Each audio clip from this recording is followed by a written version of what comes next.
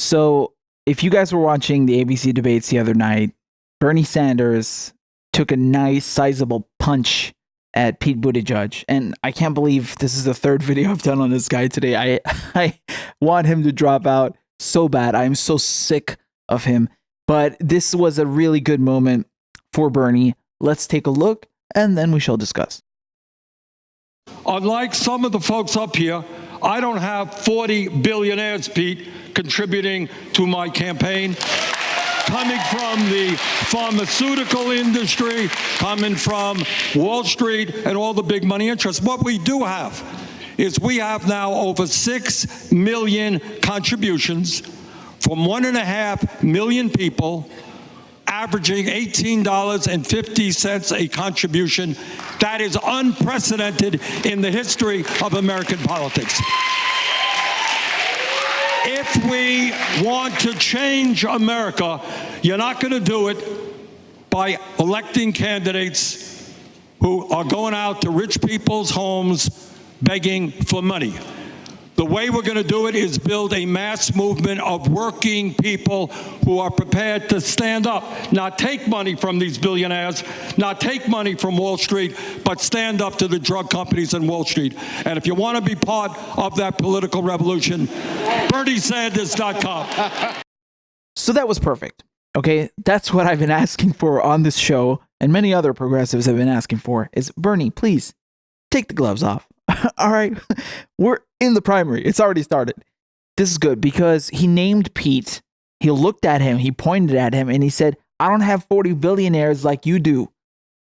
You got to call it out because that's the essence, the root of the corruption, of all the problems. You know, you get rid of the money in politics, and that unlocks everything else. You can get, real concrete legislation like Medicare for All pass, like action on climate change, like a $15 minimum wage. You can get these things passed once you get the money out of politics.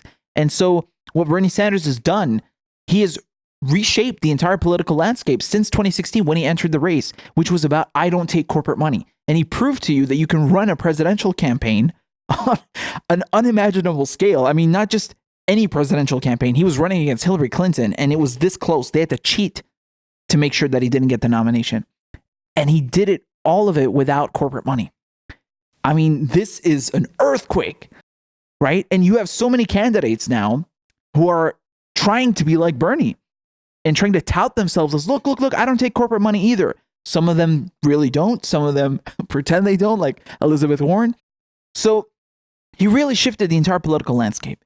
And people really need to give him credit for that. I mean, truly, So it's good that he created this, he painted this contrast between himself and he drew a line in the sand. I mean, if it wasn't already clear to everyone, but he made the contrast more present, more articulate, and to show that Pete Buttigieg is, once again, a corporate type who is just here to deploy, to implement the policies of Big Pharma, of Wall Street, of fossil fuel CEOs. He's not here to actually change anything. And as Bernie Sanders says, like, the only way that you're going to implement change is by not taking that money. Now, when it comes to the answer that Pete Buttigieg gave, I mean, I was like, as usual, what are you talking about? We are going into the fight of our lives. Donald Trump, according to news reports, and his allies raised $25 million today. We need to go into that fight with everything that we've got. Now, I've been very clear on both my record, where I have sued pharmaceutical companies, and what I'm campaigning for, that includes raising wages and raising taxes on corporations and the wealthy. And as the only person on this stage who is not a millionaire or a billionaire, I know a thing or two about building a movement, because mayor of South Bend, Indiana is not exactly an establishment fundraising powerhouse. We are here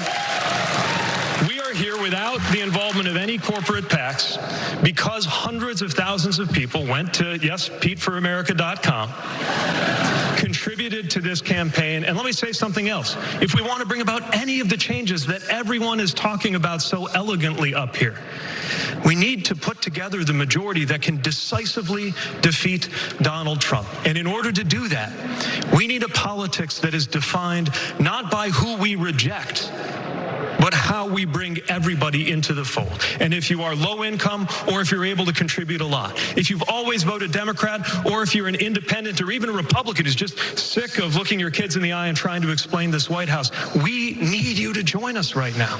I will not pursue politics by telling people they can't be at our side if they're not with us 100% of the time. This is a time for addition, not rejection, for belonging, not exclusion. Everything this guy does, every word that comes out of his mouth is speaking in platitudes.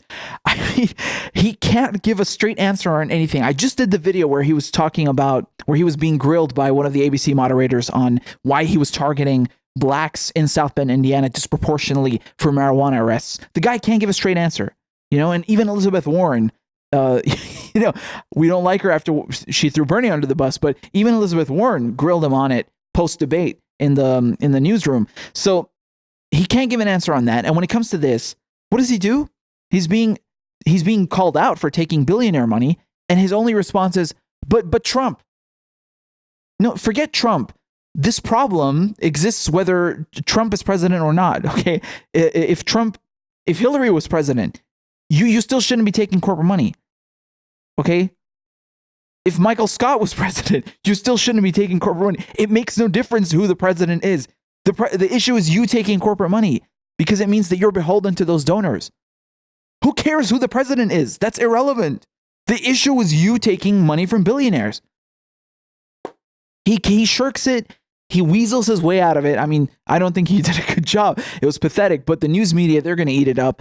And, you know, he brings up Trump 3 times in his answer.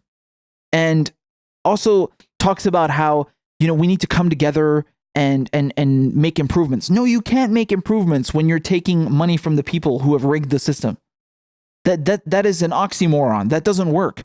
Okay, you can't implement a systemic reform. You can't implement Medicare for those who want it, if he's even going to do that, by having big pharma and private health insurance CEOs at the table. You can't implement action on climate change by having fossil fuel CEOs at the table. It doesn't work.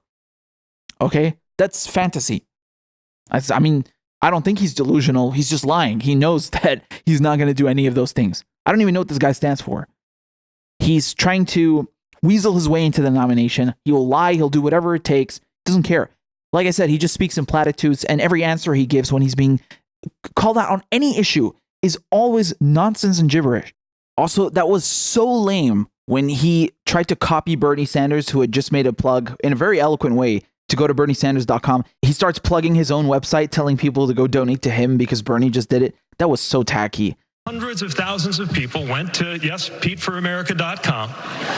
And also how he tries to draw a comparison between himself and Bernie about building a movement because he's like some small town mayor. I mean, I think that's completely ridiculous. He has no movement whatsoever compared to Bernie Sanders. No one does. Not even some of the more well-known senators on the stage with them.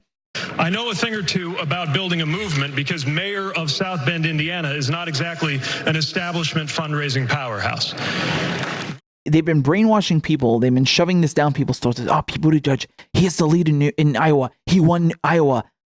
No, he didn't. He cheated. And instead of, you know, calling for Tom Perez to resign, instead of calling for accountability on the part of the Iowa Democratic Party and the DNC and Tom Perez, no, they're just shoving, pushing this thing that Pete won. And I guess it's having an effect on the ground because now he's neck and neck with Bernie. I mean,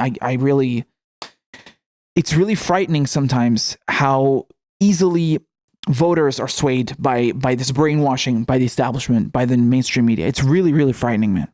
You know, they don't know any better. They really don't.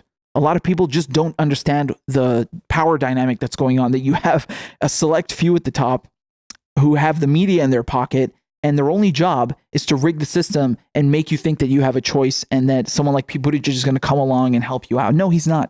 He's another status quo figure. again, Bernie Sanders, I think he did great here. And I think that if you want to do a rating of the performances in this debate, I would put Pete Buttigieg at the bottom. I mean, he really got cooked, man. He got grilled on the black arrests for marijuana in South Bend. He got called out by Bernie Sanders. Elizabeth Warren went after him. You know, I don't think he did well. This whole premise that you can change the system by taking billionaires' money? What? No, man. No one is on board with that, okay? People are waking up since 2016, since Bernie Sanders brought this to light. The billionaires have rigged the system in their favor. They've screwed over the middle class. All the wealth that's being produced and created by the middle class goes to the top 1%, not just in America, but globally, okay? The fact that Pete Buttigieg is the number one recipient of donations from billionaires is really, really a cause for concern. I mean, you know that this guy is in it just for the power and just to be their errand boy. That's it. That's all he's in it for. He's not in it for you. Make no mistake.